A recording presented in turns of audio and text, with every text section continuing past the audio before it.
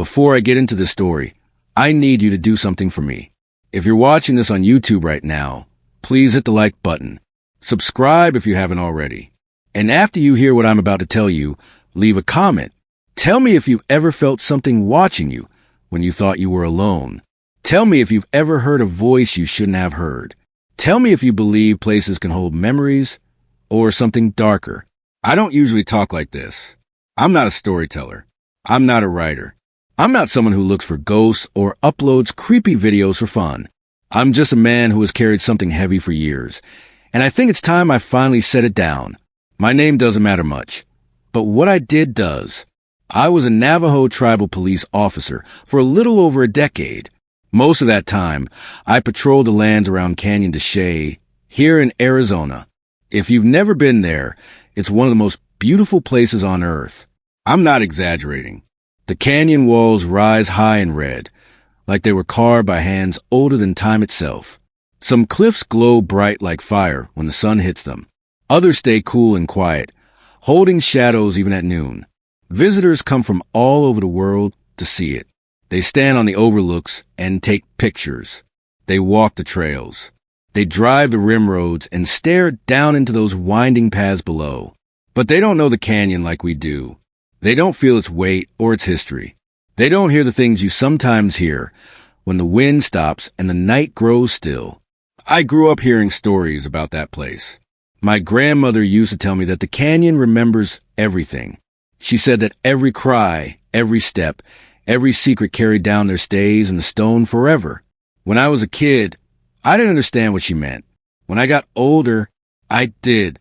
Back when I worked patrol, my days started early and ended late. Sometimes I'd be out before sunrise, driving slow along the dirt roads, checking on campsites and making sure hikers signed in and out. The canyon is breathtaking in the morning. Mist floats above the cottonwoods, and the cliffs look soft, like they're waking up with you. Most days were peaceful. I'd help tourists who got turned around. I'd talk to elders who sold jewelry or pottery near the lookout points. I'd keep an eye on visitors who thought the rules didn't apply to them. You'd be amazed how many people think it's okay to climb fences or wander into restricted areas because they want a better picture. But nights were different. People say the desert is quiet at night, but that's not true. You hear coyotes calling to one another. You hear owls and insects. You hear the wind dragging itself across the sand, making little swirling sounds that don't seem to come from anywhere. Sometimes you hear footsteps, even when you're alone. I remember one night in particular. It was late, close to midnight, and I was driving along the South Rim Road. My headlights made long streaks on the canyon walls, and the whole place felt too big, too empty. I had stopped at one of the overlooks just to stretch my legs and breathe in the cold air. I always like watching the stars out there. You can see thousands of them, more than most people ever get to see in their whole life. I was standing near the fence, just listening to the night, when something caught my eye. At first, it looked like a person walking along the canyon rim, about 40 yards away. The shape was dark, like a shadow pulling itself out of the deeper shadows behind it. I thought maybe it was one of the hikers who got lost or someone ignoring the signs again. Happens more often than you'd think. But then I looked closer. There was no trail over there. Nothing but loose sand and uneven rock. No one should have been walking in that spot, especially not at night. I told myself it was probably just an animal casting a weird shadow. Maybe a stray dog or a deer. But the way it moved, it didn't move like any animal I knew. It walked slow, almost gliding. The legs didn't bend right. The shape almost stretched as it moved, like the darkness around it didn't want to let go. I reached into the patrol SUV and grabbed my flashlight. When I pointed the beam at it, the light hit the rim and the figure was gone. Not like it ducked or ran. Not like it jumped. It was just there 1 second, and then nothing. I walked toward the spot with the flashlight pointed low, scanning the ground. I expected to see footprints or disturbed sand or something. But there was nothing. No prints. No tracks. No sign that anything had been there at all. The wind wasn't blowing hard enough to erase footprints, and the sand wasn't firm enough to hide them. For a long moment, I just stood there listening. The canyon was silent. Not quiet, silent. No wind. No insects. No animals. My grandmother used to say that when a place goes silent like that, something is listening to you. I shook off the thought. I told myself I was tired. I'd been working long hours that week. Maybe my eyes were playing tricks on me. Maybe the shadows were messing with the edges of my vision. It happens when you're out there long enough. Your mind fills the empty spaces with shapes and movements. Still, I felt something cold crawl up the back of my neck. It felt like someone whispering against my skin. I kept telling myself it was nothing, but my body didn't believe me. My hands were shaking when I got back into the SUV. I sat there with the engine running, staring at the spot where I'd seen the figure. The night felt heavier. The darkness seemed thicker, like it had weight, like it was pressing in on the windows. I kept waiting for the shadow to show itself again, but the rim stayed empty. I tried calling it into dispatch, but halfway through dialing, I stopped. What would I say? I saw a shadow that vanished. I'd never hear the end of it. Tribal officers joke around a lot.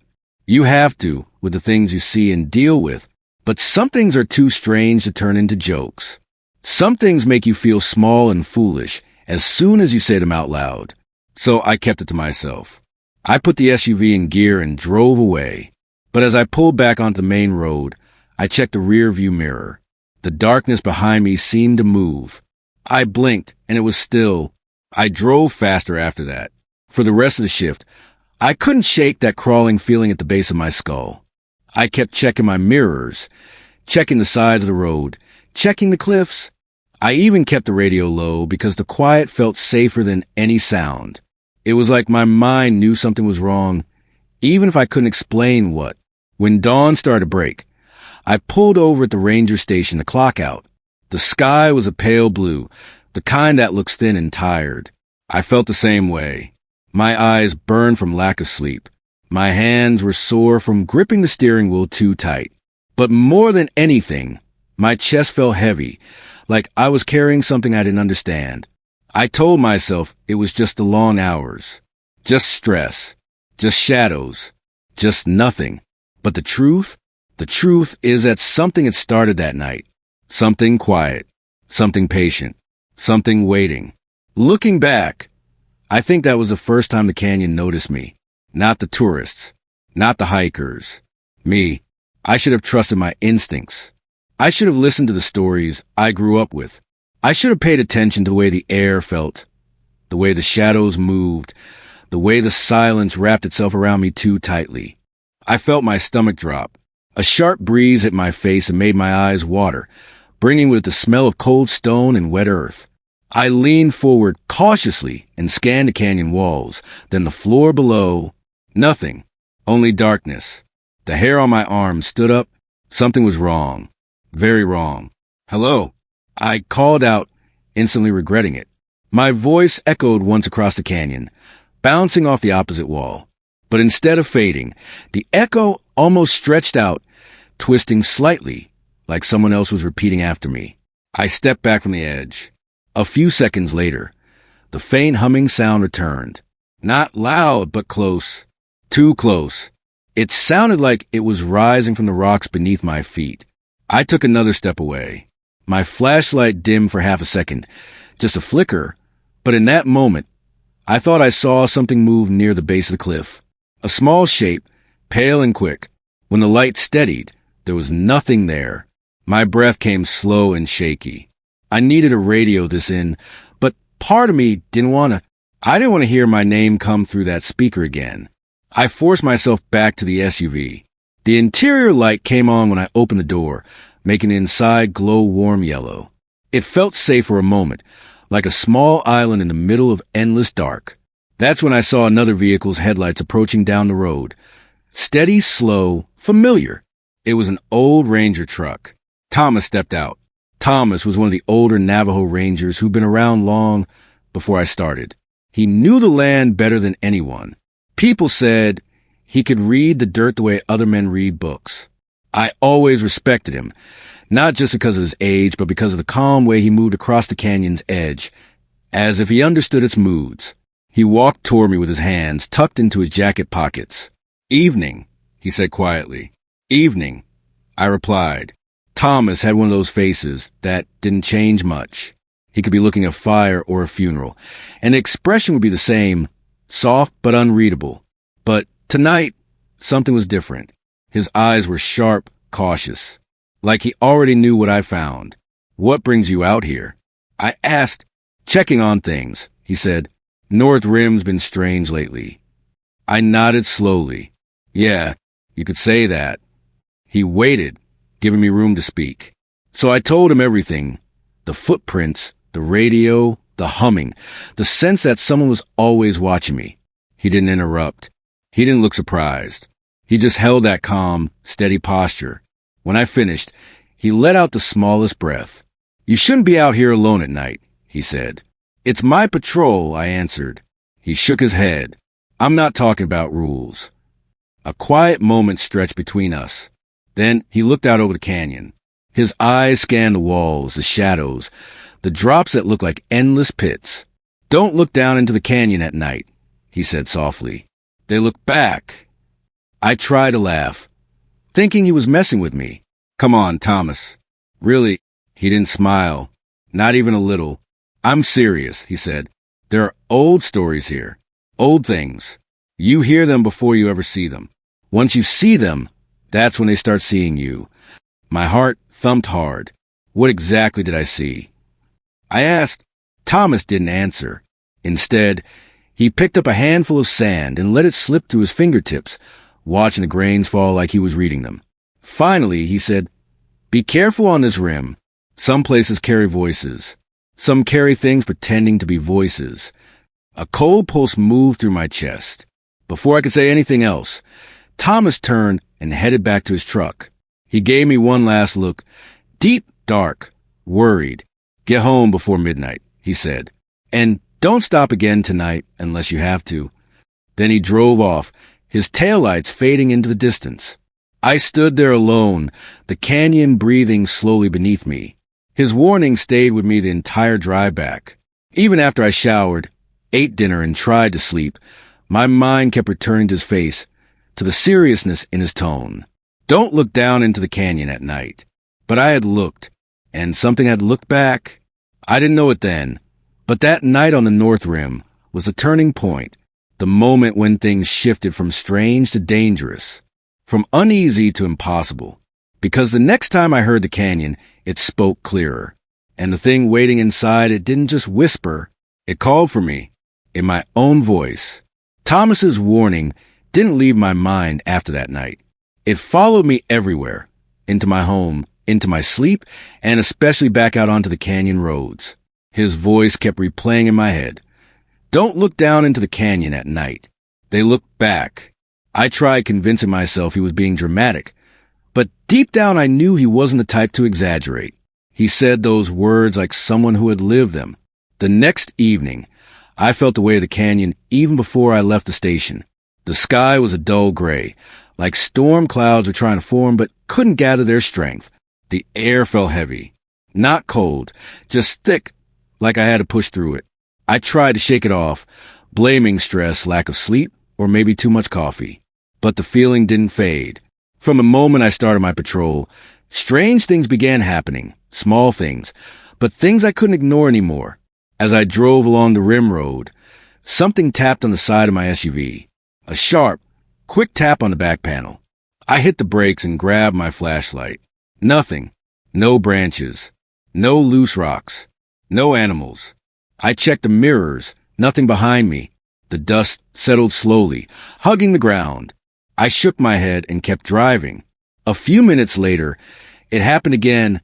Another tap, this time on the passenger door. I looked over fast enough to catch something dark sliding out of view, but it could have been nothing. A reflection. A trick of the eye.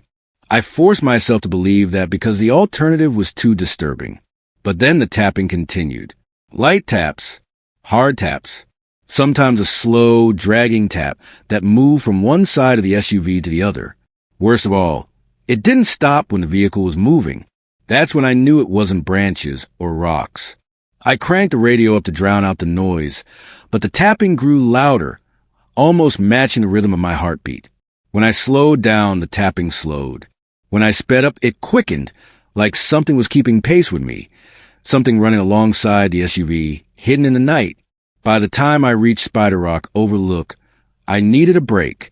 My hands were trembling. My throat felt tight. I parked the SUV and stepped out, breathing in the cold desert air. The canyon stretched wide and dark below. Spider Rock rose from the floor like a thin tower, a silhouette against the fading sky. I walked to the railing, trying to calm myself. Then I heard it, a voice rising from the darkness below. A woman's voice. Help me. It wasn't loud, but it was clear. Too clear. The kind of clarity you hear when someone is only a few feet away. But when I leaned over the railing, the canyon floor was nothing but a black void. Hello, I called, feeling my pulse spike. The voice repeated, this time closer. Help, please. Something in the tone made my skin crawl. It didn't sound panicked. It sounded practiced, like someone saying a line they had memorized. No shaking, no crying, just steady, soft pleading. My breath froze in my throat. I reached for my radio. This is Officer. I stopped. My name stuck in my mouth. I didn't want to say it out loud. Not here. Not to whatever was below. I swallowed hard, forcing the air back into my lungs. Dispatch! I've got a possible hiker or civilian calling for help near Spider Rock, requesting confirmation if anyone is reported missing. The radio clicked. Negative. Dispatch said, no reports of missing persons today. You sure you heard someone? I looked back into the canyon. The darkness didn't move, didn't breathe, didn't blink. Yes, I whispered. I'm sure. There was a pause. Do you need backup? I hesitated. Backup wasn't the issue. This wasn't something backup could help with, not unless backup could see in the dark and see what wasn't supposed to be there. No, I said finally. I'll look around a bit more. I lowered the radio and dialed Thomas's number. I didn't know why. Maybe I just needed to hear a familiar voice. Maybe I wanted guidance. Or maybe I hoped he'd say something that would make this make sense. He picked up on the second ring. What did you hear? He asked immediately, skipping any greeting. I paused. A woman calling for help. Another long silence. Then in a slow, heavy voice, he asked, did it sound like one voice or many pretending to be one? My mouth went dry. What does that even mean? I asked, answer me. He said, firmer this time. I closed my eyes, replaying the sound in my head. The tone had been strange. Too steady. Too clean.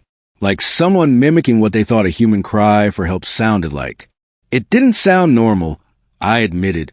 It sounded practice. Thomas exhaled to the phone, a long, tired breath. Then leave, now. Don't answer it again. Don't speak to it. Don't look for it. My chest tightened. Why? What is it? I can't explain it over the phone, he said. Just leave Spider Rock. And whatever you do, don't repeat what you heard, not even to yourself. That last part sent a shiver through my spine. I started walking back to my SUV when the voice rose again, clearer than before. Help me? I didn't look back. I didn't lean over the railing again. I got into my SUV, locked the doors, and drove. But the voice lingered in my head all night. The next day, I went to the ranger office. I needed answers, real ones, not warnings, not cryptic half-sentences. I needed to understand what was happening in this canyon. The ranger office was small, built from old timber and stone. It smelled like dust, coffee, and paper that hadn't been touched in years.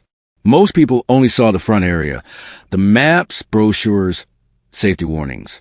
But in the back storage room, stacked on metal shelves, were decades of old reports. I started digging through them. At first, it was the usual stuff: lost tourists, minor injuries, wildlife encounters. But the deeper I went, the stranger the files became. Reports with half-sentences, descriptions that didn't make sense, words scribbled out, pages missing. One officer, back in the 70s, wrote about hearing breathing in the stone walls. Another wrote about shadows moving where no shadows should be. One report mentioned voices that didn't belong to any living person. Then I found something that made my heart drop. A cluster of files from different years, 1954, 1971, 1986, 1999, all from officers who had reported strange events around the same general area of the canyon, a section near an old, unmarked path, a path that wasn't on modern maps. The reports mentioned a figure walking along a sheer drop, footprints ending at cliffs, whispers with no source, sudden silence that felt unnatural, a pull toward the canyon floor. But something else stood out. After each cluster of reports, the strange activity stopped for years. Silence. No mentions. No follow-ups. It was like the officers either quit, transferred, or disappeared. A sinking feeling grew in my chest. I bookmarked the files and shut the cabinet. That night, sleep came quickly, but it wasn't restful. My dreams weren't just dreams. They felt like memories I didn't have. In one, I walked through a dark hallway carved inside the canyon wall. The walls pulsed like breathing stone. Shadows followed close behind, whispering a language I didn't know, but somehow understood. They called my name. They laughed softly. And when I tried to turn around, my feet sank into the sand like the canyon was swallowing me whole. I woke up sweating, gasping for air. The dreams didn't stop. Night after night, I found myself wandering deeper into impossible cliff corridors. Every time, I felt something behind me. And every time, I woke up before I could turn around. After a week of nightmares, I returned to the canyon with binoculars. I told myself it was for patrol, but really I needed to see something. Anything that made sense. The wind was low that evening. The sky glowed orange and pink. I stood near a ridge and scanned the walls. Nothing. Nothing. Then, something moved. I focused the binoculars on a sheer sandstone wall across the canyon. There, standing on a ledge no wider than a few inches, was a person. At least, it looked like a person. Tall, still, facing straight up at me. My breath caught. The thing didn't move, didn't shift weight, didn't look away. It just stared, from an impossible position. No trail led to that spot. No climber could stand like that without holding on to something. But it stood there perfectly balanced, like gravity didn't apply. I lowered the binoculars, shaking, looked with my bare eyes. Nothing. The ledge was empty. I raised the binoculars again, and the figure was gone entirely. But a second later, a voice rose from the canyon floor. Not loud, not rushed, just a single, soft exhale.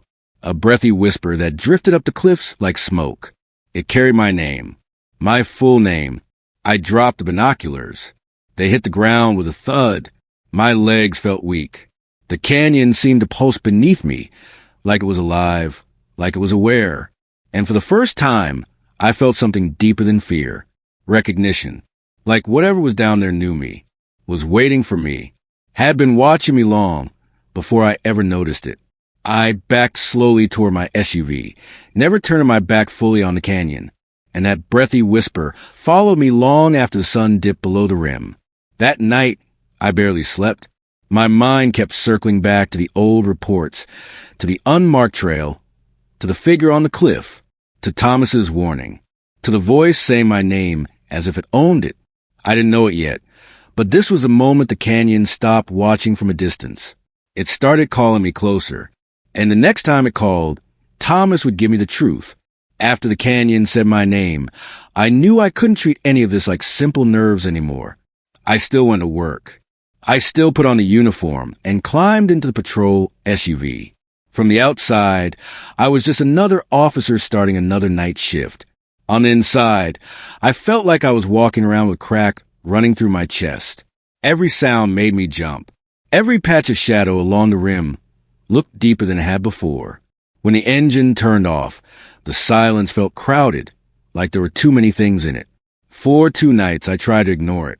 I told myself to focus on the job, to keep my head down and do the work. But ignoring the canyon felt like trying not to think about breathing. On the 3rd day, I gave up on pretending I had it under control. After my shift briefing, instead of going straight to the SUV, I went to the back of the ranger office. I knew where Thomas usually sat when he didn't want to be bothered. He was there, hunched over an old topographic map, a coffee mug beside him, The overhead light buzzed faintly. "Thomas," I said. He looked up, studied my face for a long moment, then nodded at the empty chair across from him. "Sit," he said. "You're not sleeping." I sat down. "I need to tell you everything," I said. "All of it." "I'm listening," he replied. So I talked. I told him about the shadow that walked where there was no trail, and how it vanished without leaving a footprint. I told him about the tapping on the doors and windows of the SUV, the way it kept pace even when I was driving. I told him about the woman's voice by Spider Rock, begging for help in that flat, strange tone that never changed. About his question over the phone, whether I heard one voice or many pretending, and how that question scared me more than the sound itself. I told him about the old reports gathering dust in the back room, all clustered around the same stretch of canyon. About the unmarked path that kept getting mentioned and then crossed out. About the dreams of walking inside the stone, down a hallway that never ended. I told him about the figure standing on a sheer wall, looking right up at me from a ledge that shouldn't hold anything alive. And last, I told him about the whisper of my own name rising from the canyon floor, in a voice that sounded like mine. When I finished, my throat hurt. Thomas didn't joke. He didn't tell me I was imagining it. He folded the map very carefully, his hands slow and precise, then set it aside. "You should have come to me sooner," he said at last. The word stung. I didn't know what to say. I muttered, "I still don't." He stood up. "Come outside." We stepped out the back door into the cooling evening. The canyon rim drew a black line against the sky. Thomas leaned against the wall and crossed his arms. "There are stories we tell the visitors," he said. "Nice stories. Stories that fit in brochures. History they can nod along to, legends they can post jokes about online. Then there are stories we only tell our own people. And even then, only when we have to. You think it's time to tell me one of those?" I said. He gave a small, tired smile. "I think the canyon already started telling you. I'm just filling in some of the words." I waited, heart pounding. "You grew up around here," he said. "You've heard the tales about spirits in the rocks, about Spider-Woman, about places you don't whistle at, and places you don't sleep." "Sure," I said. "I just thought they were warnings. Ways to keep kids from wandering off." "They are warnings," he said. "Just not only for kids." He looked past me to where the land dropped away. "There are old things in that canyon," he went on. "Not ghosts like in movies. Not demons. Not skinwalkers. Just beings. They don't have bodies the way we do. They live in the cracks and in the deep places. They don't have their own voices, so they use what they can steal." My skin crawled. "Steal from who?" "From anyone who gets close enough," he said. "Every word spoken at the rim, every prayer, every scream, every whisper, this place hears them. Some sounds fade, some sink in. Sometimes something waits and picks them up, tries them on." I thought of the voice by Spider Rock, repeating the same line. So what I heard wasn't a living woman, he said, cutting me out gently. It was a sound wearing her shape, like an echo that learned how to walk. A cold shiver went down my back. He continued, "Certain cliffs and ruins are worse. They carry more memory. Places where people died hard, where there was fear, anger, betrayal. Those places don't let go of what they saw. At night, especially when it's still, those memories move. Most of the time, they only play themselves back. Sometimes they reach. And when they reach, they grab people," I said. He nodded once. "If those people let them." I hesitated, then asked the question I had avoided for years. "Is that what happened to your brother?" His eyes didn't change much, but his mouth tightened. "We were on patrol together," he said slowly. "A long time ago, out by the North Rim. Night like ink, no wind. We were about to head in when we heard crying. Sounded like a boy, down on the canyon floor." He swallowed. "We called in," he said. "Nobody missing. No campers unaccounted for. But the crying kept going. Same pitch, same pauses. It didn't move. My brother said we couldn't ignore it. He started down an old path. I stayed up top." He stared at the dark horizon as if he could still see that night, At first I could hear both, he said. His boots on rock, the crying, then his footsteps faded. The crying stayed the same. When it finally stopped, he didn't answer when I called. He took a breath. We searched for days, he said. We found nothing. It was like the canyon just erased him. Later, I heard that exact same crying 2 more times, he added. Same place, same pauses, not similar, exact, like someone pressed play on an old tape. He looked back at me. So yes, he said, that's what I think happened to him. The voice that called to you, he said, is the same type of thing. It's not alive. It's bait. And now it has my voice. I whispered. Yes, he said. Now it does. For a moment I couldn't speak. Can I get it back? I asked, can I break whatever it is? You can stop giving it more, he said. You can stop feeding the connection. But you can't pretend it never touched you. You listened when it called. You went to the edge. You looked. You spoke. Every one of those things is a thread. Anger flashed through my fear. Why didn't you tell me more before? Why just say don't look down at night and leave it there? He raised an eyebrow. If I'd told you everything the first week you started here, would you have believed me? Or would you have gone out trying to prove nothing was there? I started to answer, then stopped. I'm telling you now because you can't afford to be stubborn anymore, he said. Ask for day patrols. Stay away from that unmarked path. Don't stop at the overlooks after dark unless someone's life is on the line. And if you hear a voice from the canyon, any voice, that sounds familiar, you turn around and walk away. You understand? His words sank into me like stones. What if it starts using me on other people? I asked, what if some tourist hears my voice calling for help? He looked tired. It might, he said. That's how these things spread. Through people who don't know they're carrying something with them. I thought of all the old reports, the officers who'd heard things and then just stopped writing. How do you stay here? I asked, knowing what you know. This is my home, he said simply. Leaving wouldn't make it safer. And someone has to be here to tell the stories when they're needed. He put a hand on my shoulder, his grip firm and warm. Your story with this place isn't over yet, he said. But you still have choices. Don't give it more of you than it already has. We stood there until the sun slid down and the canyon turned into a single black shape. Then he went back inside, and I went to my SUV. I told myself I'd be careful. I told myself I'd keep some distance. That night, I drove my route with the windows up and the radio low. I didn't stop at any overlooks. I didn't turn off the engine except when I had to. Sometime after midnight, I checked the rear view mirror. A handprint stared back at me from the dusty back window. I pulled over, my heart pounding. I got out with my flashlight and walked around the SUV. The print was long-fingered, smeared downward like whoever made it had dragged their hand along the glass. I hadn't left the vehicle since sunset. No one had been out here but me.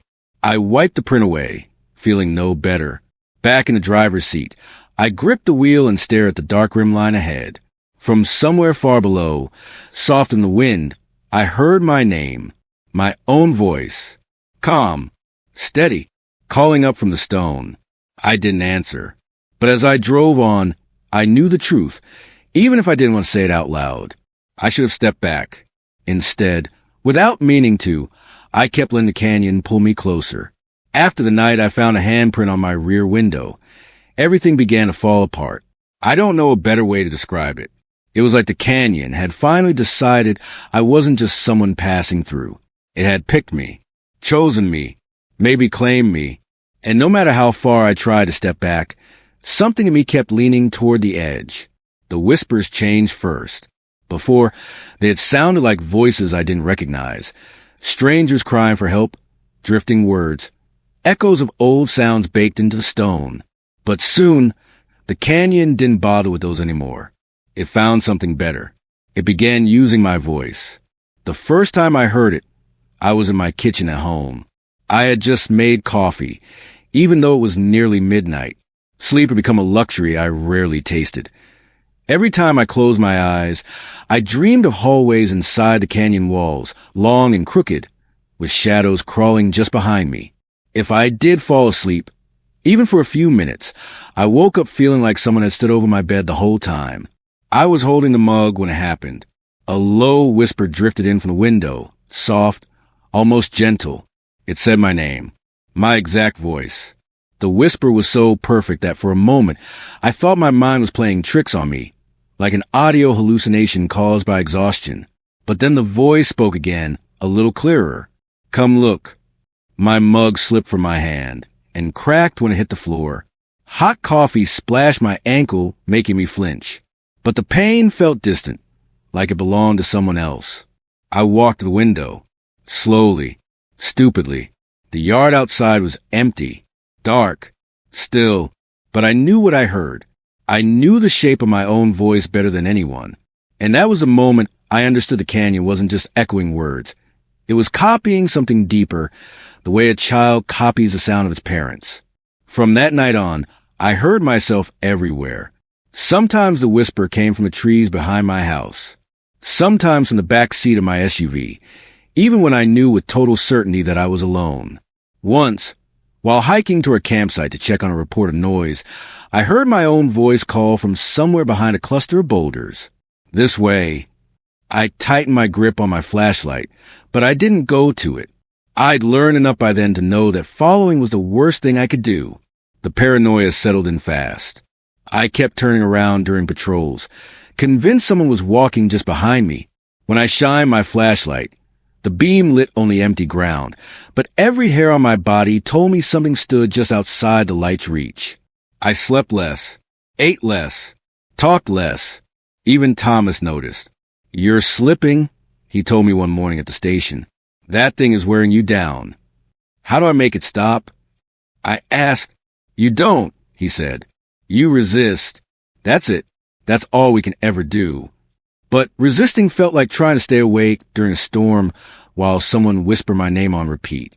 My own voice had become a lure, a hook sinking deeper every time I stopped to listen.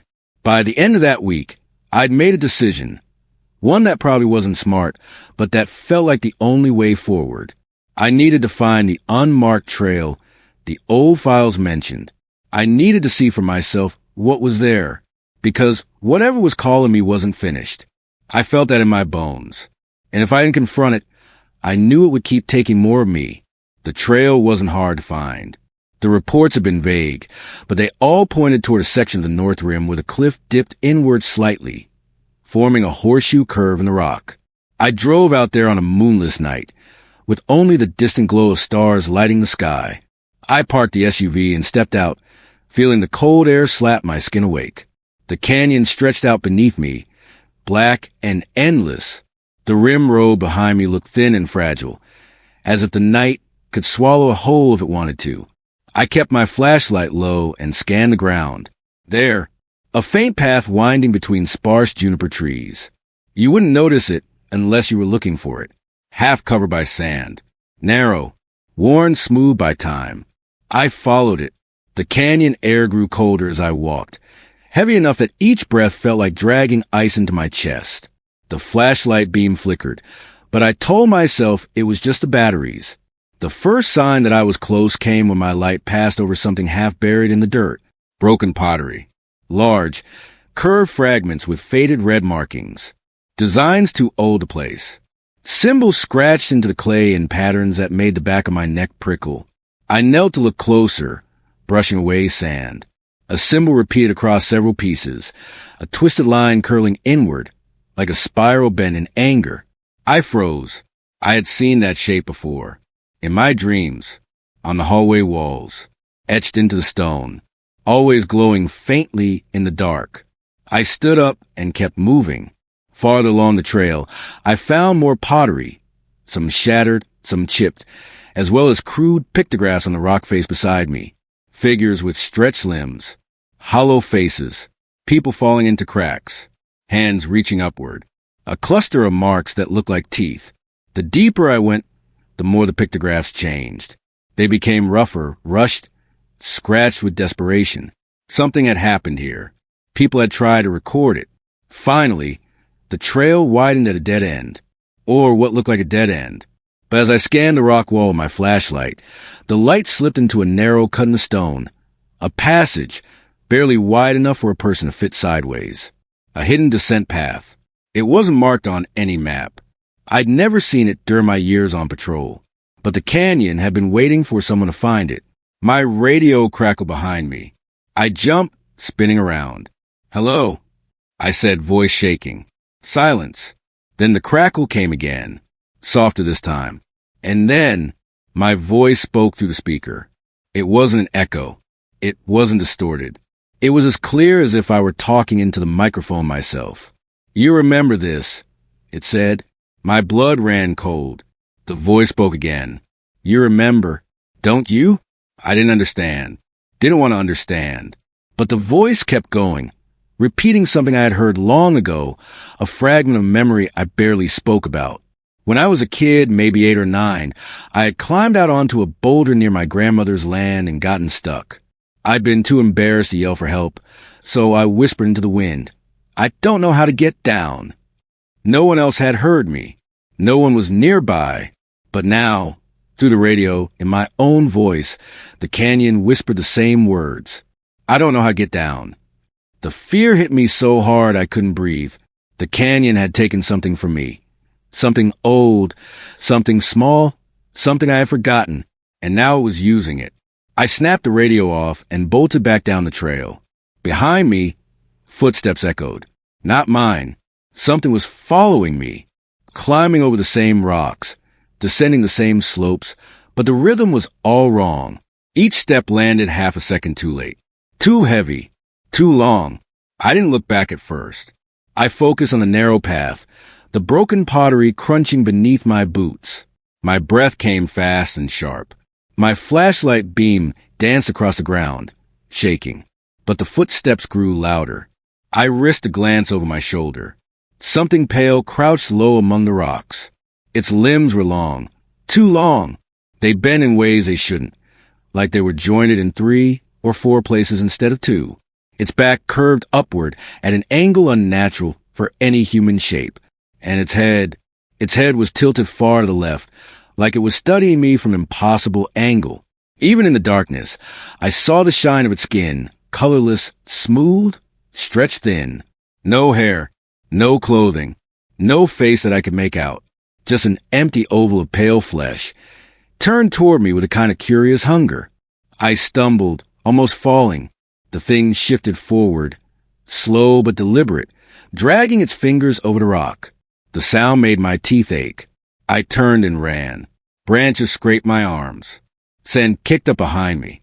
The canyon wind seemed to whisper in my ear as I sprinted. At one point, my flashlight flickered again, dimming to a dying glow. In the faint light, I saw the shadow of that pale thing moving behind me, jerking, stretching, folding itself in strange angles as it crawled over the boulders like it was made of liquid bones. When I reached the SUV, I practically threw myself into the driver's seat. I slammed the door and locked it so hard the metal rattled. My chest burned. My throat felt raw. I fumbled with the keys, hands shaking, and the moment the engine roared alive, I hit the gas. The tire spun in the dirt before catching, and the SUV lurched forward. In the rear view mirror, for a split second, I saw the pale figure standing in the center of the trail, still tilted, still watching, still wearing my voice. I sped away faster than I ever had on those narrow rim roads. My heart didn't slow for miles. Every time I blinked, I saw that long, bending shape in my mind. Every time I swallowed, I heard my own voice whispering the memory it stole. Because that was the worst part. It didn't just know what I said. It knew what I felt when I said it. By the time I reached the main road, one truth settled deep in my gut, a truth I wished I could deny. The canyon no longer saw me as a visitor. It knew me. It remembered me. And now, whatever lived inside it had a part of me it was never supposed to have. I should have stopped going back. I should have stayed home. I should have listened to Thomas. But I didn't, because something had already hooked itself into me. Something old, patient, and hungry. And soon, I would have no choice but to follow it deeper, into the dark part of the canyon where no map ever dared to draw a line. After I sped away from the pale figure on the unmarked trail, I didn't sleep for more than an hour at a time. Every night, I jolted awake with a taste of dust in my mouth, feeling as if I had been running to the canyon in my dreams. And each time, when the room was quiet and the world felt thin, I heard faint footsteps in the hallway outside my bedroom. Just one or two soft steps, never more. I never found anything when I checked, but it felt like something was slowly closing the distance between us. By the third night, I knew I couldn't keep living like that. I couldn't just wait for the next whisperer, the next shadow, the next moment when the canyon used my voice like a tool. I needed to end it or at least learn what it wanted. The next morning, I called Thomas. "I need help," I said, voice cracking more than I meant it to. "I saw something real, and I think it knows everything about me." He didn't ask what I meant. He didn't ask for details or try to reassure me. He just said, "Come to my place at dusk. Bring nothing you're afraid to lose." Those words hit me harder than they should have. When I arrived at Thomas's small house near the edge of the reservation, the sun had just begun to sink. The sky burned with a mix of red and gold, and the shadows stretched long across the dirt. His porch light wasn't on, but he waited outside with a small canvas bundle in his hands. "You look worse than I expected," he said, eyeing the dark circles under my eyes. "You told me not to go near that trail." I said, "I didn't listen." "You listened," he corrected, "but you heard the canyon louder." I didn't argue. There was no point. He motioned for me to walk with him around the side of the house. Behind it sat an old pickup with a cracked windshield. The bed of the truck held ropes, lanterns, a coil of woven cedar, and a small pouch that smelled like sage even from several feet away. "What's all this for?" I asked. "For not going down there unprepared," he answered simply. He lifted the canvas bundle and unfolded it. Inside were traditional items: pieces of cedar, juniper needles, mountain tobacco, and a small carved figure shaped like a bird with outstretched wings. Thomas handled each object with slow, respectful movements. "These won't stop it," he said, "but they'll remind the canyon that you aren't alone." "I thought you said nothing could stop it," I replied. "Nothing can stop what it already knows," he said. "But protection isn't always about stopping. It's about keeping part of yourself safe while you confront the rest." We loaded the supplies into the truck, and then he handed me a small pouch tied with red thread. "Keep this in your pocket," he said. "Don't drop it. Don't open it." "What's in it?" "You don't want to know," he said. I didn't ask again. We drove to the North Rim Road in silence, the headlights cutting through the coming dusk. The canyon looked different that night, darker before nightfall, heavier somehow. The cliffs seemed to sag under their own age, and the wind carried a strange metallic scent. We parked near the same hidden trail I had followed before, though I refused to let my eyes drift toward the rocks where I had seen that pale shape crouched in the dark. Thomas got out and took a moment to look at the sky. "This is the last good light we'll have," he said. "Once we go down, we don't speak except when necessary. And if something calls your name, no matter what voice it uses, you don't answer." I swallowed. "Even if it sounds like someone I love?" "Especially if it sounds like someone you love," he said. I nodded. Even though the truth was I wasn't sure I would have the strength to follow that rule. We grabbed the supplies and started down the trail. I felt the weight of the canyon instantly. It wasn't just a physical drop, but a sinking inside my chest, as if the place recognized me now. The air grew colder the farther we walked, and the whisper of wind sliding across the stone had a sharp, almost human edge to it. We passed the broken pottery first. The same pieces I'd found before. The spiral symbol carved into them seemed darker now, like the lines had deepened while I was gone. I reached out without thinking, but Thomas grabbed my wrist. "Don't touch what's been touched already," he warned. I pulled my hand back quickly. Next came the pictographs. They glowed faintly in the dying light. Stick figures falling into cracks, hollow faces, stretched limbs, teeth-like shapes arranged in circles. One symbol stood out from the rest. The crooked spiral, the one from my dreams. Why do I keep seeing that symbol? I whispered. Thomas paused, his eyes narrowing at the rock wall. "It's old," he said quietly. "Older than any story we have. Some say it marks a place where the world feels thin, where something slipped through. Others say it warns us to stay away." "And what do you say?" I asked. "I say we keep moving," he answered. We reached the end of the trail. The dead end that wasn't really a dead end. The narrow cut in the stone was even more unnerving now that I knew what had beyond it. I had to turn sideways to fit, my shoulders scraping the rock.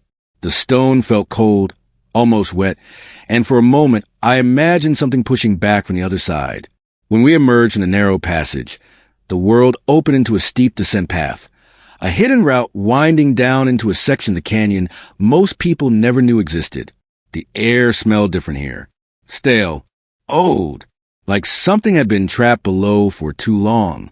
Thomas tied the coil of woven cedar around my left wrist and another around his own.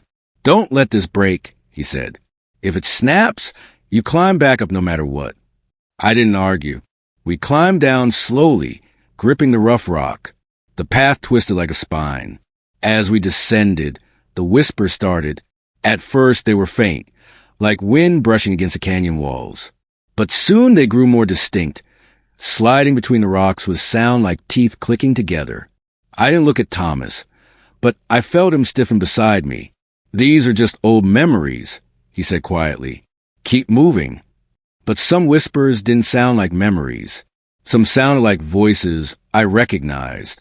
A child laughing, a man humming, a woman whispering, "Come here."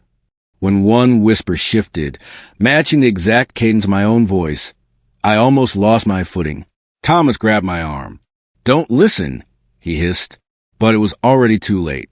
The canyon had found its favorite shape again. My own voice drifted up the path behind us. "Wait!" My stomach clenched hard. It sounded exactly like me, not tire me or scare me or angry me. It sounded like the version of me I heard in old videos or in memories from years ago. Calm, easy, familiar. "Wait," it repeated. "Please." Thomas didn't turn around. He pushed forward faster. "Keep your eyes ahead," he said.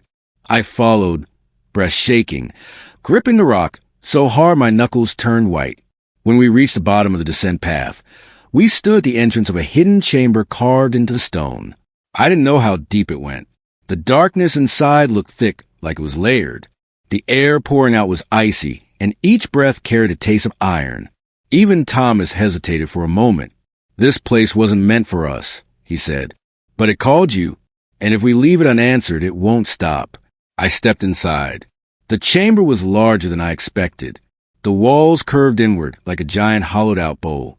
Dust covered everything, except for the small offerings near the center, old carvings, feathers, pottery shards arranged in a circle. Some offerings were so old they had fused with the stone, but others were recent. A half-burned candle, a torn piece of cloth, a set of footprints in the dust. Human footprints. Fresh. My breath hitched. Someone or something had been living here. I stepped closer to the footprints. They were large, but not wide. Long strides. Deep impressions. The shape wasn't quite right, but the weight behind them was unmistakable. Something with mass. Something that moved often. Then the walls began to echo. First, I heard Thomas's voice. It came from behind us, though he stood right next to me. Then another voice joined it. Mine. It drifted from the far side of the chamber, soft and low. "Come here." Thomas grabbed my arm again. "Don't answer." Before I could speak, a third voice joined the first two. My mother's voice. Clear, gentle, loving. The way she sounded when she used to wake me up for school as a kid, whisper my name, so she wouldn't disturb anyone else. Hearing it broke something inside me. My chest tightened. My eyes burned. For a second, I truly believed she was here. Somehow, that she had found this place and needed me. I took one small step toward the sound. Thomas yanked me back, so hard my shoulder popped. "That's not her," he snapped. "You know that." But hearing her voice again felt like a hook buried deep in my ribs. Pulling, tugging, wanting. Then the chamber went silent, completely silent, until a scraping noise came from the far corner. A shape peeled itself in the dark. At first, it was just a shadow. Then it shifted, elongating, shrinking, widening. Its limbs folded in and then stretched out. Its head rotated like it was trying on different angles. It jerked forward once, and the stone beneath it shook. Then it took a form. Not a full human. Not anything recognizable. A shape caught between shapes. Its face rippled like water trying to hold an image. For a moment, it resembled me. Then it shifted into Thomas. Then into someone I didn't recognize.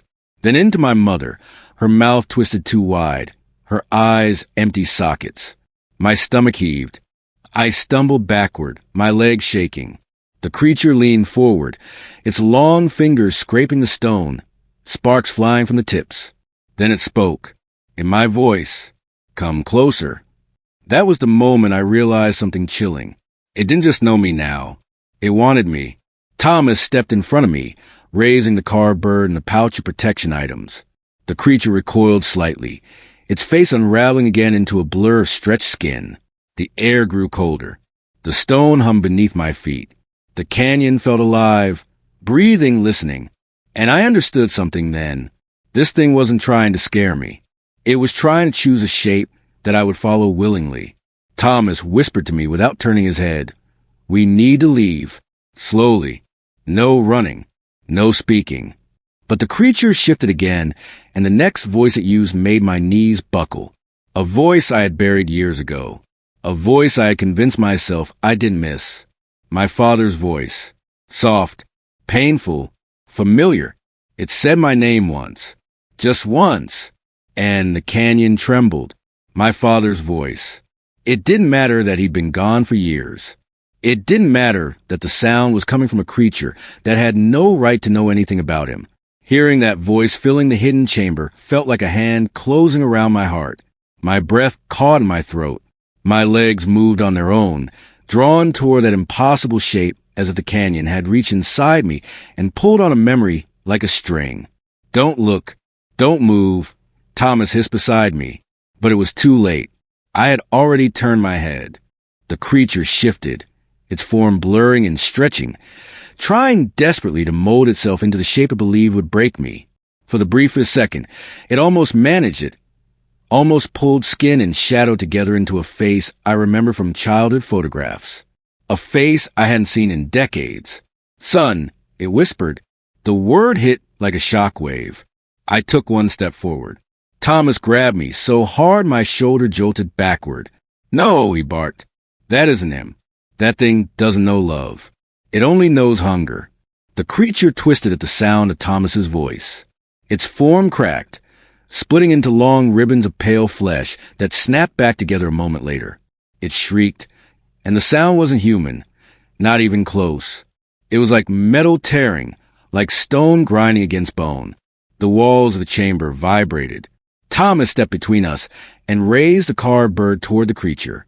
With his other hand, he pulled the small pouch from his pocket and held it tight. "Eyes forward," he told me. "Don't let it see you break." He began to chant. The words were soft but strong, rolling through the chamber like a steady drumbeat.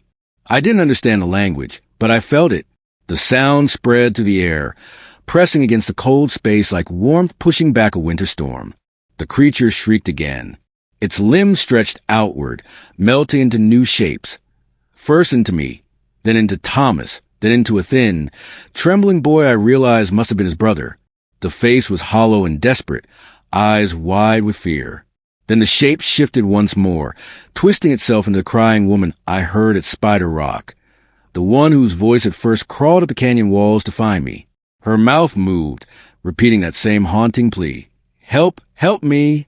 But this time, I heard the lie in it. I heard the emptiness behind the sound, the lack of real breath. The canyon wasn't giving me echoes. It was stealing masks. Thomas's chant grew louder, fiercer.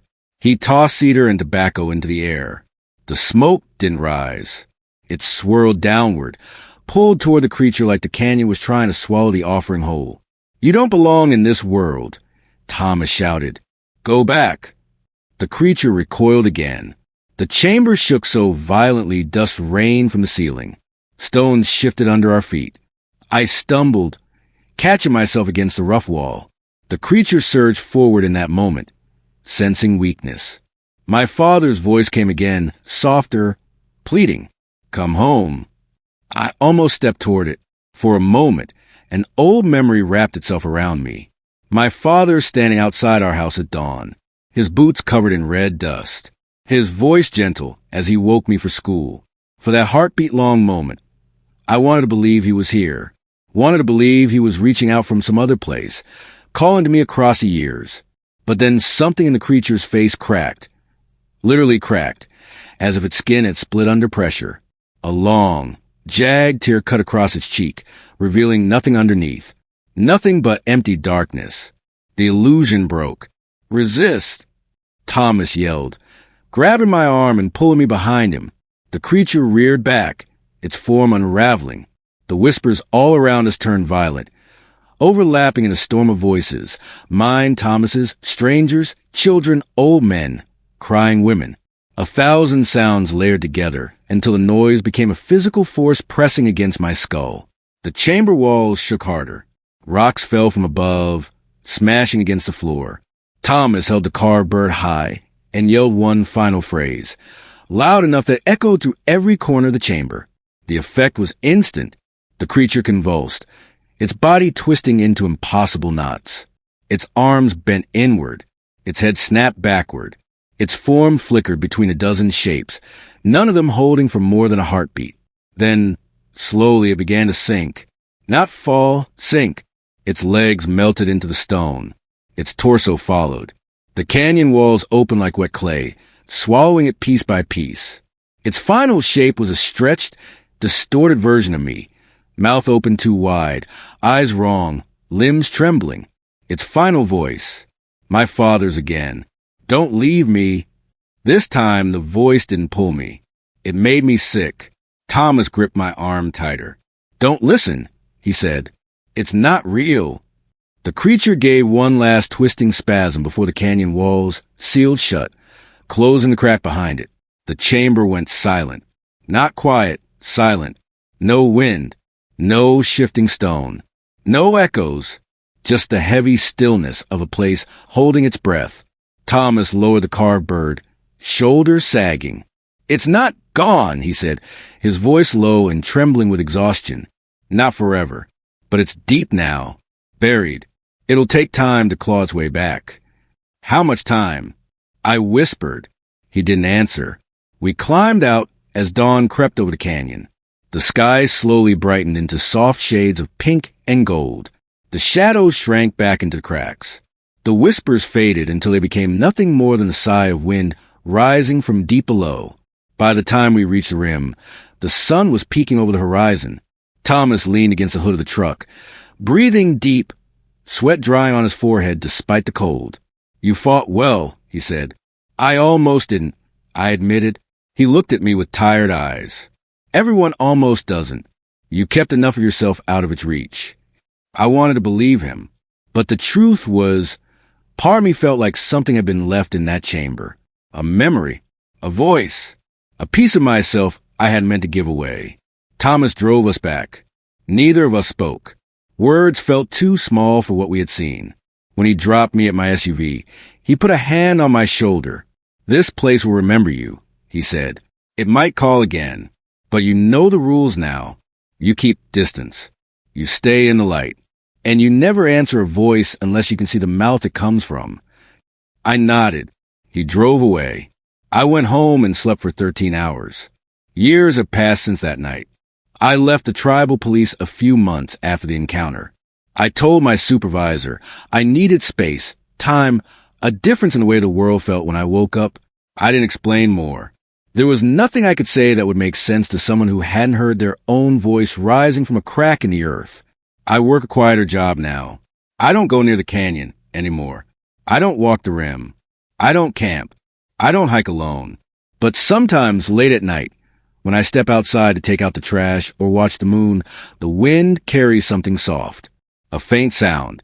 A whisper I can't quite make out. On those nights, I turn back inside immediately. Because even if it's just the wind, even if it's only in my head, what if it's not? What if the thing in that chamber found a new crack? A new way to crawl upward? A new shape to wear? What if it still remembers the sound of my voice, the shape of my footsteps, the weight of my breath? What if it's waiting? And what if one night, when the wind stops and the world goes still, I hear myself whisper my name again? If you're watching this, if you've listened this far, I'll leave you with one question. What would you do if a place learned your voice and whispered it back?